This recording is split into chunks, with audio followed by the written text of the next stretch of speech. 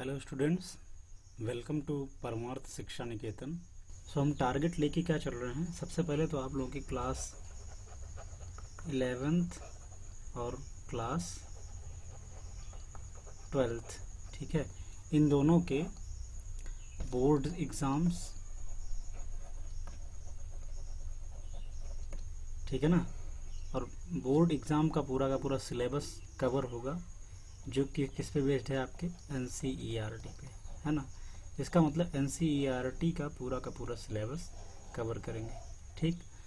तो मेनली जो कोर्स है वो किसके लिए है, IIT JEE और नीट,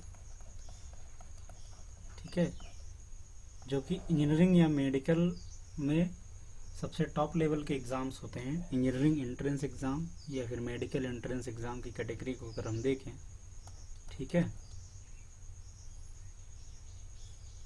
सो ये दोनों एग्ज़ाम जो है वो सबसे टॉप लेवल के एग्ज़ाम हैं। तो कुल मिलाकर के बोर्ड के साथ साथ इन दोनों के सारे सिलेबस को कवर करेंगे, कंप्लीट सिलेबस कवर किया जाएगा।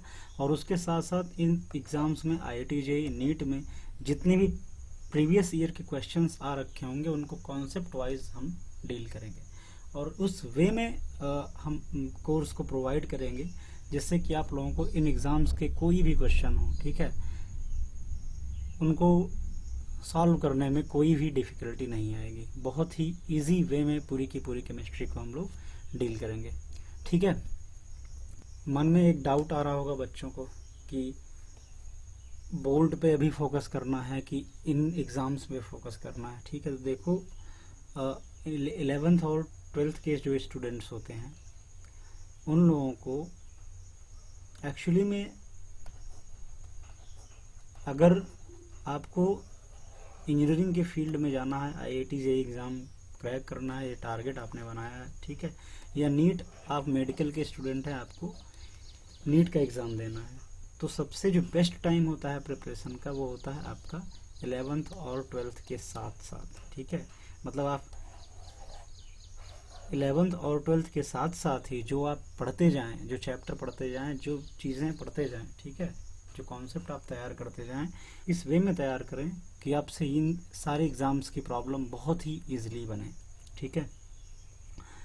जो बच्चे 12th के बाद सोचते हैं कि हम बोर्ड का एग्ज़ाम दे लें उसके बाद प्रिपरेशन चालू करें, तो वो उसमें से कुछ ही % बच्चे सक्सेसफुल होते हैं जिनके अंदर बहुत ज़्यादा पोटेंशियल होता है, ये जो बहुत ज़्यादा स्टडी कर सकते हैं लास्ट ईयर, क्योंकि इनका जो सिलेबस है वो बहुत ज़्यादा वास्ट है, ठीक है। 11th और 12th का पूरा सिलेबस कंबाइन करने के बाद भी कुछ एक्स्ट्रा चीज़ें हैं जो आपको पढ़नी होती हैं, ठीक है।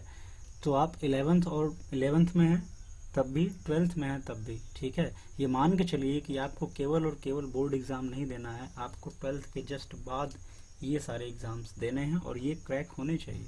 अगर आपसे ये सारे एग्ज़ाम्स इजीली निकल जा रहे हैं, ठीक है, आप अच्छे नंबर से, अच्छी रैंक से क्वालिफाई हो रहे हैं, तो इसका मतलब कि आपने 11th और 12th में अच्छे से पढ़ाई की हुई है, ठीक है। तो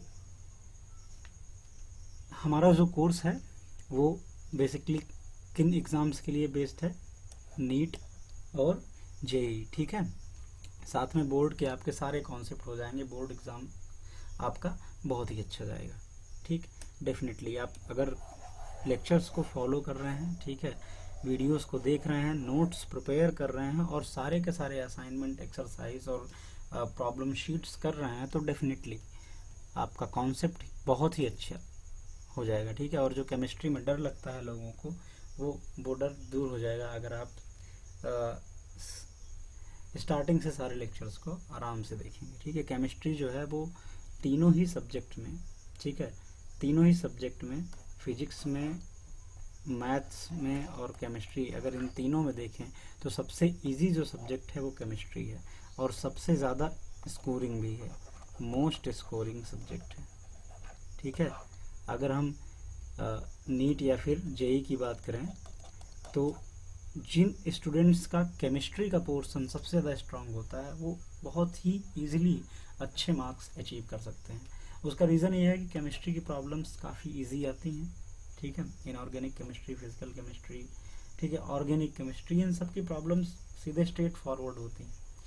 आपने अगर पढ़ रखा है आप तुरंत कर ले जाएंगे, आपने नहीं पढ़ रखा है तो नहीं कर पाएंगे, ठीक है। इसलिए इसको मोस्ट स्कोरिंग सब्जेक्ट कहते हैं। जिनका ये इस पे पकड़ अच्छी है उनका एग्ज़ाम बहुत अच्छा रहता है, ठीक है। आप फिजिक्स पे बहुत ज़्यादा मेहनत करके जाएंगे फिर भी वहाँ पर आप डाउटफुल रहेंगे, ठीक है, डाउट में रहेंगे, लेंदी प्रॉब्लम्स लगेंगी आपको, ठीक है। कुछ ईजी भी होती हैं, कुछ लेंदी होती हैं, पूरा का पूरा पैटर्न ही ऐसा होता है।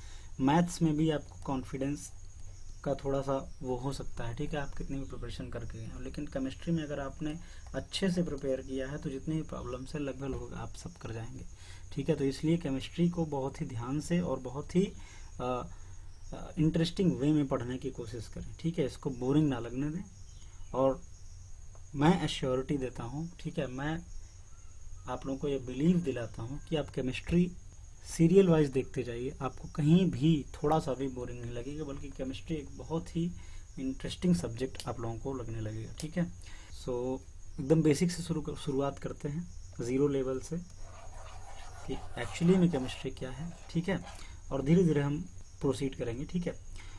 तो किस तरीके से हम केमिस्ट्री को देखेंगे, तो सबसे पहले जो है, ठीक है, एक फ्लो चार्ट के बारे में समझाने की कोशिश करूँगी पूरी केमिस्ट्री को किस तरीके से डील करना है। तो कुछ चैप्टर्स जो होते हैं जो बहुत बेसिक होते हैं, कोई भी चीज़ स्टार्ट करने से पहले उनकी जानकारी होना ज़रूरी है, ठीक है। सबसे पहले हम लोग क्या पढ़ेंगे, बेसिक केमिस्ट्री। अब इस बेसिक केमिस्ट्री के अंदर क्या क्या आ जाता है, ठीक है। तो ऐसी चीज़ें इनमें पढ़ेंगे जिनका यूज़ हमें पूरे के पूरे कोर्स में, पूरे के पूरे सब्जेक्ट में देखने को मिलेगा, ठीक है। तो इसलिए इन सब को हम पहले ही स्टडी कर लेंगे। जैसे कि सबसे पहला जो है इसमें मोल कॉन्सेप्ट, ठीक है। अब मोल कॉन्सेप्ट एक ऐसा टॉपिक है जो पूरी की पूरी केमिस्ट्री में आपको मिल जाएगा, ठीक है, पूरी की पूरी केमिस्ट्री में मिलेगा। मोल क्या है क्या नहीं है, ये सारी चीज़ें हम लोग आने वाली वीडियोज़ में बहुत अच्छे से बात करेंगे, और सारे टाइप की प्रॉब्लम्स, ठीक है, हम लोग सॉल्व करेंगे। केमिस्ट्री में जो स्टाइक्योमेट्री की बेस्ड प्रॉब्लम होती हैं, जो आपके बोर्ड एग्जाम में हमेशा आती हैं, फिक्स हैं कि एक दो प्रॉब्लम ज़रूर आएगी, ठीक है, स्टाइक्योमेट्री वाली प्रॉब्लम्स, जिसमें एक पैराग्राफ में काफ़ी चीज़ें लिखी होती हैं ना, कि इतने ग्राम ये, इतने ग्राम ये, फिर मिक्सचर हुआ, फिर ये दुनिया भर की चीज़ें ना निकालनी होती हैं, तो उसमें बच्चों को काफ़ी कन्फ्यूज़न होती है। तो वो सारी की सारी प्रॉब्लम्स का अगर हम शुरुआत देखें तो वो कहाँ से होता है, मोल कॉन्सेप्ट से। अगर ये पोर्शन स्ट्रॉन्ग है तो आपको बहुत ही ईजिली वो सारी चीज़ समझ में आ जाएंगी और आप अपने आप से प्रॉब्लम करने लगेंगे, ठीक है। तो सबसे बेसिक चैप्टर क्या है, मोल कॉन्सेप्ट, और यहाँ से स्टार्टिंग करेंगे। उसके बाद फिजिकल केमिस्ट्री के कुछ चैप्टर्स हैं, जैसे एटॉमिक स्ट्रक्चर हो गया, ठीक है, उसके बाद केमिकल बॉन्डिंग हो गया, है ना, ठीक है। फिर फिजिकल केमिस्ट्री के सब्जेक्ट्स हैं, है ना, थर्मोडायनेमिक्स, इलेक्ट्रोकेमिस्ट्री, ठीक है, सॉलिड स्टेट, सॉल्यूशन, ठीक है।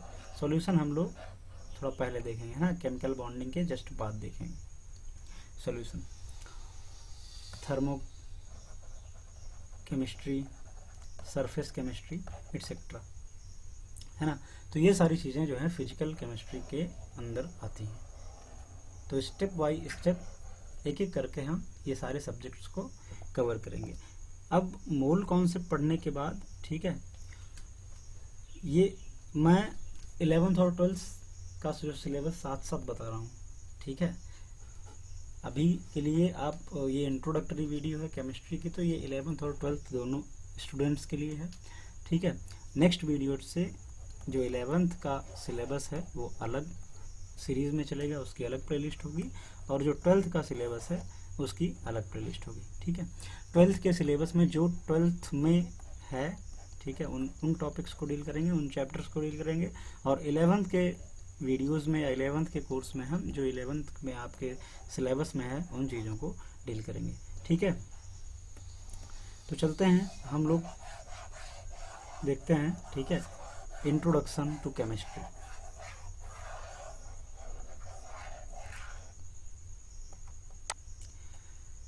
सो केमिस्ट्री क्या है, what is chemistry, general introduction, थोड़ा सा देखते हैं इसके बारे में, क्या क्या पढ़ेंगे इसमें, केमिस्ट्री क्या है, इसका इम्पोर्टेंस क्या है, और उसका स्कोप क्या है। So chemistry is defined as the study of composition. Composition का मतलब होता है किन किन चीज़ों से मिलकर के कोई भी चीज़ बनी है ना, कोई भी मैटर या कुछ भी जो भी हमारे सामने है उसके बारे में, जिस चीज़ के बारे में हम बात कर रहे हैं वो किन किन चीज़ों से मिलकर के बना है, उसका कंपोजिशन क्या है, कौन कितना परसेंट है ना। तो ये सारी चीज़ें। Chemistry is defined as the study of composition, structure and properties of matter. तो मैटर के कंपोजिशन, स्ट्रक्चर और उसकी प्रॉपर्टीज के बारे में जब हम स्टडी करते हैं, ठीक है, तो उस चीज़ को हम लोग किसके अंडर क्लासिफाई करते हैं, केमिस्ट्री के अंदर, ठीक है। And the reactions by which one form of matter may be converted into another form. हम लोग अपने आसपास क्या देखते हैं कि कुछ एक फॉर्म का कोई मटेरियल है, मैटर है, ठीक है, वो कुछ प्रोसेस के बाद किसी दूसरे फॉर्म में चेंज हो जाता है ना। जैसे अगर लकड़ी है उसको हम जला दें तो वो राख बन जाती है, ठीक है। तो दो अलग अलग मैटर हो गया ना, फॉर्म चेंज हो गया, तो एक प्रोसेस हुई, बर्निंग प्रोसेस, ठीक है। तो केमिस्ट्री के अंदर हम लोग क्या देखेंगे कि कोई सा भी मैटर है उसका कंपोजिशन क्या है, किन किन चीज़ों से मिलकर के बना है, स्ट्रक्चर कैसा है, मतलब अंदर से वो कैसे कैसे मान लेते हैं 3 चीज़ों से मिलकर बना है, कंपोजिशन में हमको पता चला कि 3 चीज़ों से मिलकर बना है, तो वो 3 चीज़ें कैसे अलाइन हैं स्पेस में, किस तरीके से हैं, ठीक है, उस मैटर को फॉर्म करने के लिए। तो स्ट्रक्चर्स की बात करेंगे, ठीक है, बेसिकली सॉलिड स्टेट और इन सब चीज़ों में केमिकल बॉन्डिंग वगैरह आपको ये सारी चीज़ें क्लियर हो जाएंगी। एंड प्रॉपर्टीज़ ऑफ मैटर, जो मटेरियल है, जो मैटर है, उसकी प्रॉपर्टीज़ क्या हैं, साथ ही साथ उन प्रोसेस को पढ़ेंगे जिसके कारण, जिसके द्वारा क्या होता है, एक फॉर्म से मैटर दूसरे फॉर्म में कन्वर्ट होता है, चेंज होता है, ठीक है। So there are 5 important branches of chemistry.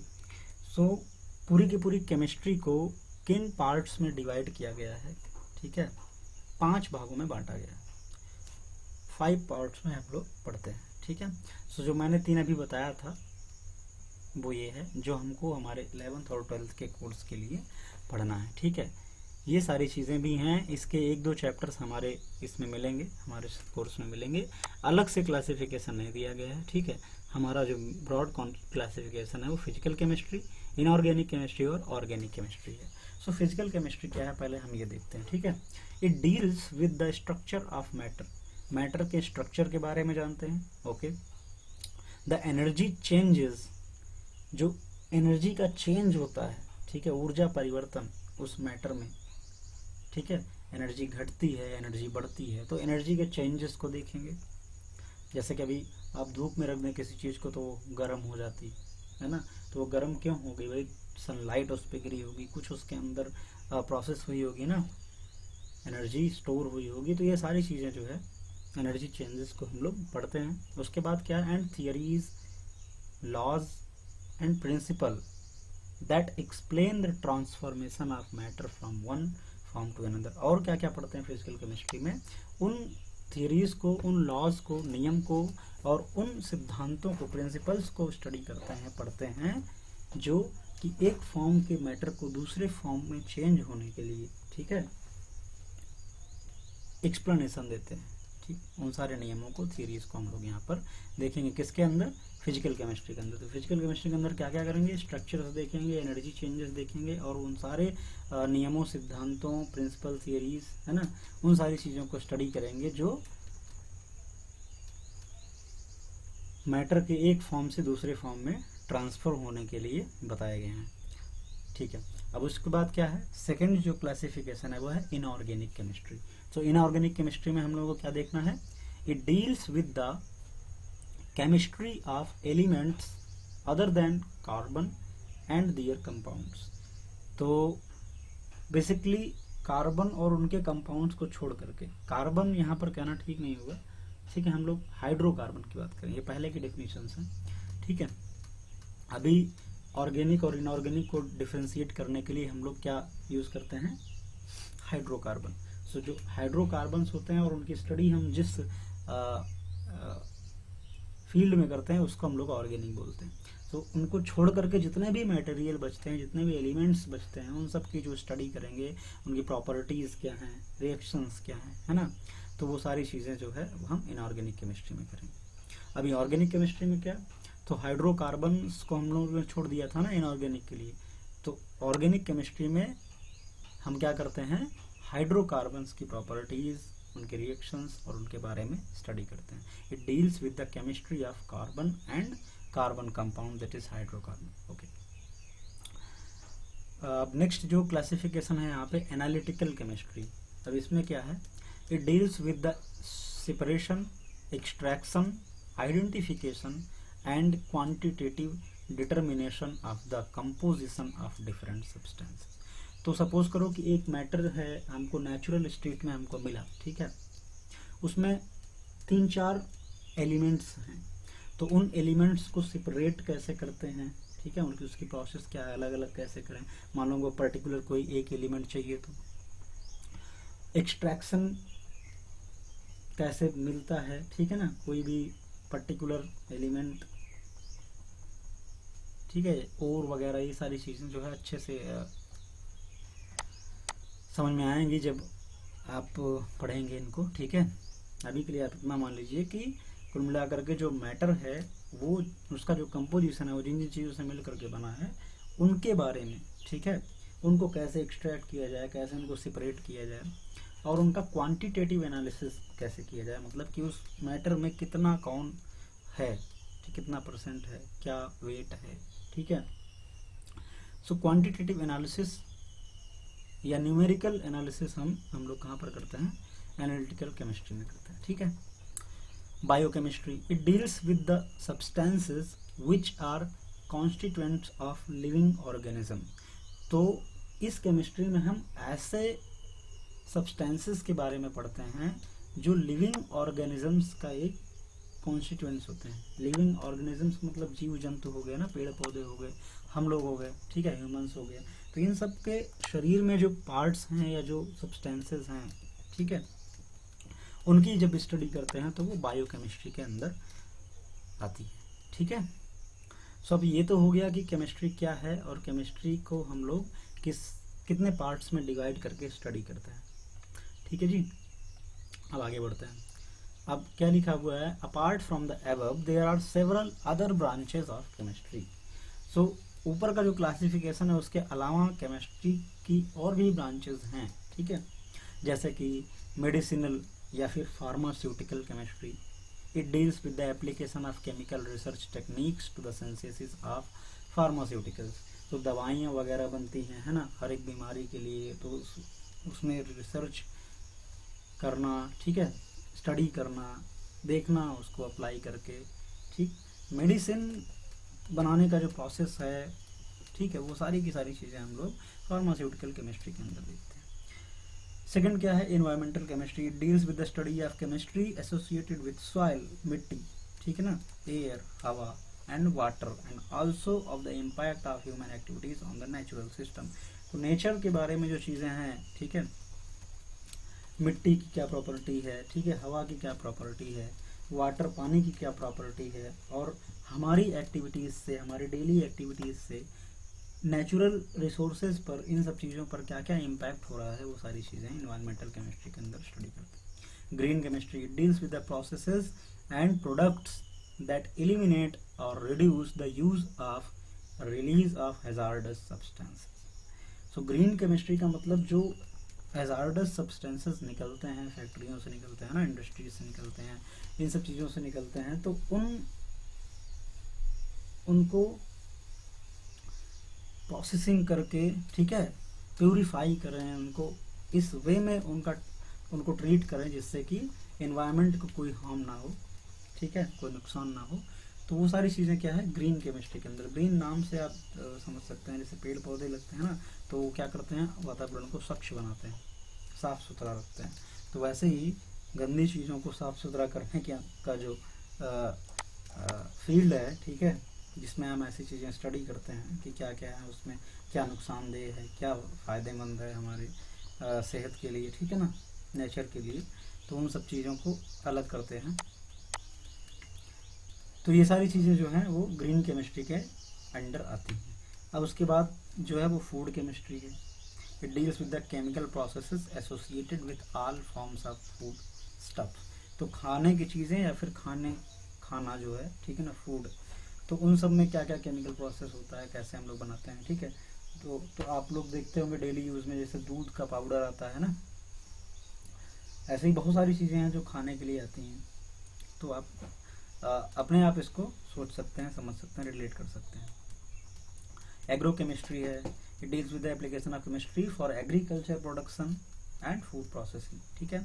Geochemistry, it deals with the study of chemical composition and chemical processes associated with earth and other plants. So ये जियोकेमिस्ट्री है ना, जिसके अंदर हम लोग क्या करते हैं, पृथ्वी और जो अलग अदर पेड़ पौधे हैं, ठीक है, उन सब के बारे में स्टडी करते हैं। यहाँ पर सारी चीज़ें लिखी हुई हैं, आप लोग ये करके इसको पढ़ लीजिए, ये नोट्स में प्रोवाइड करा दूंगा, ठीक है। सो इससे क्या ये सारी चीज़ हम क्यों बता रहे हैं, क्या ये हमारे एग्जाम में पूछा जाएगा? नहीं, ऐसा नहीं है, एग्जाम में पूछा नहीं जाएगा, लेकिन जो हम कोर्स पढ़ने जा रहे हैं, ठीक है, उसके बारे में हमें नॉलेज होना चाहिए, वो कितना इम्पोर्टेंट है हमारे लिए और हमारे यूज़ में कितना आता है, उसका स्कोप क्या है, ठीक है। तो ये सारी चीज़ें जब हमको पता होंगी तो हमारा एक इंटरेस्ट बढ़ेगा उस सब्जेक्ट में। अभी यहाँ पे देखो, एस्ट्रोकेमिस्ट्री है, it deals with the study of composition and reactions of the chemical elements and molecules found in space and interaction between these matter and radiation. आए दिन हम लोग देखते रहते हैं ना कि सूर्य ग्रहण लगने वाला है, चंद्र ग्रहण लगने वाला है, ये चीज़ें हो रही हैं अंतरिक्ष में, ठीक है, इस ग्रह पे ये है, इस ग्रह पे पानी नहीं है, यहाँ पे जीवन है, वहाँ ये सारी चीज़ें हैं, ठीक है। तो ये सब जो लोग करते हैं रिसर्च वगैरह, ठीक है, सो वो भी एक केमिस्ट्री का ही पार्ट होता है। वहाँ पर भी कंपोजिशन हम लोग देखते हैं ना, कि उस ग्रह पर या उस प्लैनेट पर क्या चीज़ें हैं, क्या चीज़ें नहीं हैं, ठीक है। तो वो सारी चीज़ें कहाँ पर आती हैं, एस्ट्रोकेमिस्ट्री में आती हैं। उसके बाद फोटोकेमिस्ट्री के deals with the interaction between light and matter. तो लाइट और मैटर, जैसे भी मैंने एक एग्जांपल दिया था ना कि किसी चीज़ को बाहर रख दो धूप में तो वो गर्म हो जाती है, तो यहाँ पर जो मैटर है और जो सनलाइट है उसका इंटरेक्शन पढ़ना होता है, कैसे हो रहा है। तो वो सारी चीज़ें कहाँ पर आती हैं, फोटोकेमिस्ट्री में आती हैं। उसके बाद electrochemistry deals with the study of chemical reactions in a solution and electron transfer particularly with electrolytic solution. तो बैटरी वगैरह हो गई ना, सेल हो गई, तो उसमें जो सोल्यूशन डालते हैं उनमें क्या होता है, इलेक्ट्रॉन्स का ट्रांसफर होता है, जिससे कि हमको इलेक्ट्रिसिटी मिलती है। तो ये सारी चीज़ें जो है वो किस में पढ़ेंगे, इलेक्ट्रोकेमिस्ट्री के अंदर, ठीक है भाई। तो ये है केमिस्ट्री का क्लासिफिकेशन। आप देख सकते हैं कि केमिस्ट्री हमारे लिए कितनी ज़्यादा यूज़फुल है, या हमारे लाइफ के हर एक एस्पेक्ट में, ठीक है, हर एक पहलू में केमिस्ट्री कहीं ना कहीं है। न केवल केमिस्ट्री, पूरी की पूरी साइंस जो है हमारी लाइफ से रिलेटेड है, ठीक है। ऐसा नहीं है कि हमने साइंस बनाया उसके बाद जीवन जीना चालू किया, नहीं, ठीक है। ये साइंस, फिजिक्स, केमिस्ट्री, मैथमेटिक्स, है ना, बायोलॉजी, ये सारी चीज़ें जो हैं धीरे धीरे जब हमारी सभ्यता इम्प्रूव होती गई, हम जानने लगे, तो जो हमारे पूर्वज थे, ठीक है, जो बुद्धिमान लोग थे, जिन्होंने रिसर्च किया, जिन्होंने देखा, कोई नया कॉन्सेप्ट आया वो नोट करके चले गए, ठीक है, और अभी भी लोग उनको स्टडी करके, उनके पाथ को फॉलो करके आगे और भी चीज़ें जो हैं पता करने में लगे हैं। तो ये तो नेचर है, नेचर में चीज़ें पहले भी हो रही थी, आज भी हो रही हैं और हमेशा होंगी। कुछ चीज़ों के बारे में हमको नॉलेज है जो हम पढ़ते हैं डिफरेंट फील्ड में, साइंस और ना अलग अलग क्षेत्र में, और कुछ चीज़ें ऐसे हैं जिनके बारे में अभी हमको नहीं मालूम है। जैसे अभी कोविड-19 का एग्जांपल ले लें, एक ऐसी चीज़ थी जो ऐसी बीमारी थी जो अभी तक नहीं देखी गई थी, अभी दिखी हमको।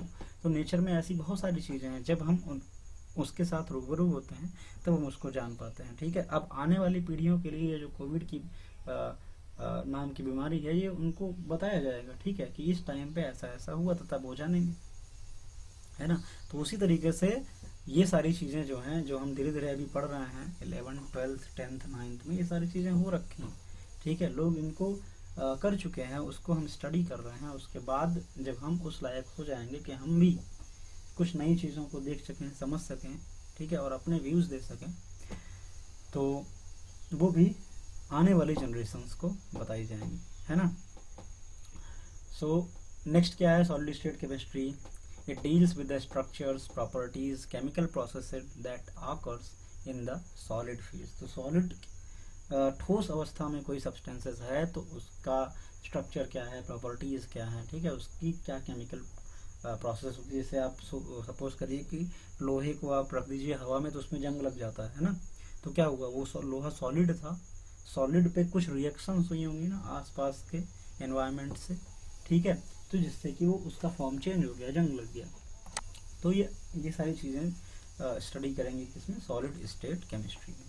उसके बाद क्या है, polymer chemistry deals with the examination of structure and properties of macro molecules and the study of new ways to synthesize those molecules. तो बड़े पैमाने पर जो मैक्रो मॉलिक्यूल्स जिनको बोलते हैं, मैक्रो मतलब होता है बड़ा और माइक्रो मतलब थोड़ा सा उससे छोटा, ठीक है।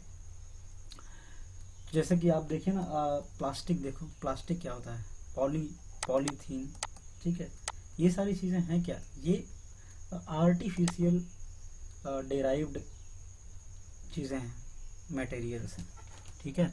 उसमें जैसे आप जब पढ़ेंगे पॉलीमर तो आप अच्छे से देखेंगे कोई एक एलिमेंट ए है तो उसी को एन टाइम्स, ठीक है ना, ए इकट्ठे करके हमने एक नया कंपाउंड बना दिया, इसको बोलते हैं पॉलीमर, ठीक है। अगर दो होंगे ए तो उसे बोलेंगे डाइमर, अगर सिंगल होगा ए तो उसे क्या बोलेंगे, मोनोमर। तो ऐसे ही बहुत सारे होते हैं तो उसको बोलते हैं पॉलीमर, ठीक है।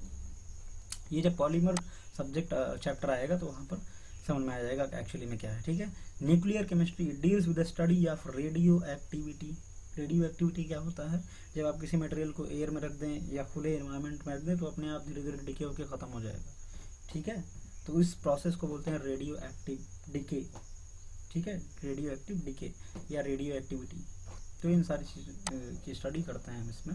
Radio activity, nuclear processes and nuclear properties. जैसे कि क्वेश्चन पूछा जाए भाई सूर्य में एनर्जी कहाँ से आती है, सन दिन रात क्यों चमकता रहता है, क्या है उसके अंदर, तो उसके अंदर न्यूक्लियर रिएक्शंस होती हैं, है ना, जिससे जब न्यूक्लियर रिएक्शंस होते हैं तो काफ़ी एनर्जी रिलीज होती है, ठीक है।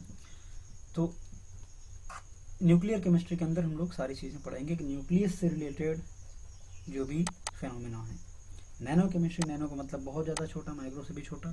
सो nano chemistry deals with the production and reactions of nano particles, मतलब बहुत छोटे particles and their compounds. So इतने पार्ट्स में हम अभी अपनी डेली यूज़ में केमिस्ट्री को पढ़ रहे हैं और केमिस्ट्री को देख रहे हैं, ठीक है। तो हम जो पढ़ने जा रहे हैं उसके बारे में हमको पता होना चाहिए, ठीक है जी। अच्छा, तो अब इम्पॉर्टेंस एंड स्कोप क्या है केमिस्ट्री का वो ज़रा देख लेते हैं। Chemistry plays a very important role in our everyday life, अच्छी बात है, ठीक है, बहुत ज़्यादा इम्पॉर्टेंट रोल प्ले करती है chemistry. Our daily needs of food, clothing, shelter, portable water, medicine etc. are in one or the other manner connected with chemical compounds, processes and principles. There is no aspect of life that is not associated with chemistry. In fact, chemistry is the single branch of science which profoundly influences the existence of human beings, plants, animals as well as their habitat. Thus, mankind owes much to chemistry because it has improved the quality of life, ठीक है। ये है इसका importance और scope.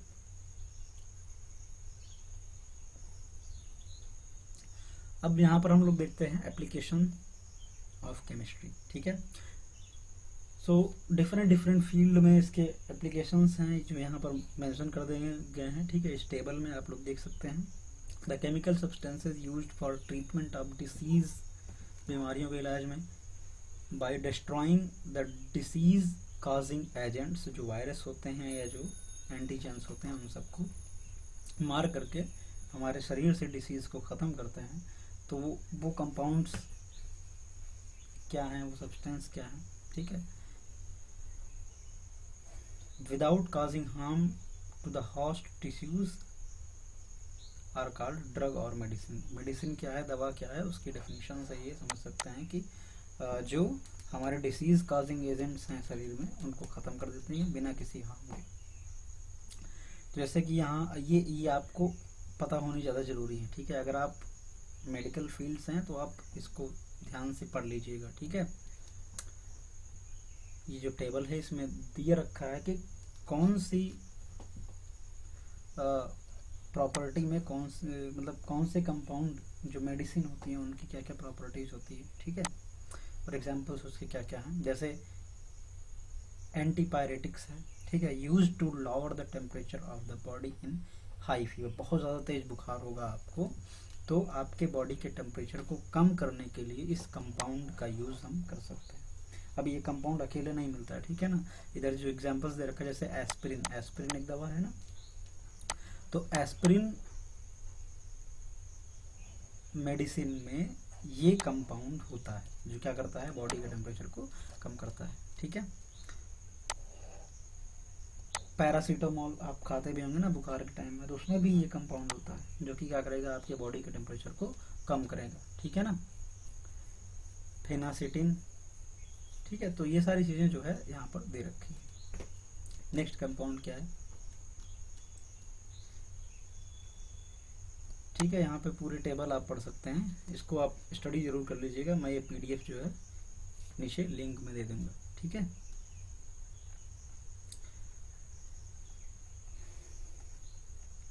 अब हम लोग देखते हैं केमिस्ट्री इन फूड, ये सेकंड एप्लीकेशन है। पहला एप्लीकेशन हम लोगों ने क्या देखा था, मेडिसिन के लिए। दूसरा एप्लीकेशन क्या है, फूड में क्या क्या यूज होता है। So many chemicals are added to food for their preservation and enhancing their appeal. तो भोजन अच्छा लगे, खाना अच्छा लगे और उसको वो सुरक्षित रहे, ठीक है। इन सारी चीज़ों के लिए उसमें कुछ कंपाउंड्स हम मिला देते हैं, कुछ केमिकल्स ऐड कर देते हैं। तो वो सब क्या है क्या नहीं है वो इस टेबल में नीचे दिया हुआ है, इसको भी आप अच्छे से पढ़ लें। These are called food additives. Food में हम एक्स्ट्रा जो मिलाते हैं उसके प्रिजर्वेशन के लिए और इन उसके और ज़्यादा अच्छा लगने के लिए, ठीक है, टेस्टी बनाने के लिए कुछ चीज़ें जो मिलाते हैं उन्हें हम लोग क्या बोलते हैं, food additives. While antioxidants, preservatives, ठीक है। सो आप इसको अच्छे से पढ़ लीजिए। ऐसे अगर सबको हम पढ़ने लगेंगे तो वीडियो बहुत लंबी होगी और बहुत ज़्यादा टाइम लग जाएगा ना। तो ये टेबल दे रखी है जिसमें ये बताया गया है कि फूड एडिटिव्स क्या क्या हैं और उनके फंक्शन क्या हैं, क्या क्या उसके काम हैं, एग्जाम्पल्स क्या क्या हैं, ठीक है। टेस्ट इन्हांसर्स जैसे है कि अगर टेस्ट आपको पर्टिकुलरली बढ़ाना है तो क्या, these are use to enhance the taste of food stuff. खाने की चीज़ों के टेस्ट को बढ़ाते हैं। अब इसका एग्जाम्पल क्या है, मोनोसोडियम ग्लूटामेट, MSG, ये कंपाउंड है, ठीक है, ये केमिकल है, कॉमनली कॉल्ड एज एजिनोमोटो। तो एजिनोमोटो इसको हम लोग बोलते हैं। अभी आप लोगों को ये नाम सुने हुए नहीं मिलेंगे, है ना, क्योंकि ज़्यादा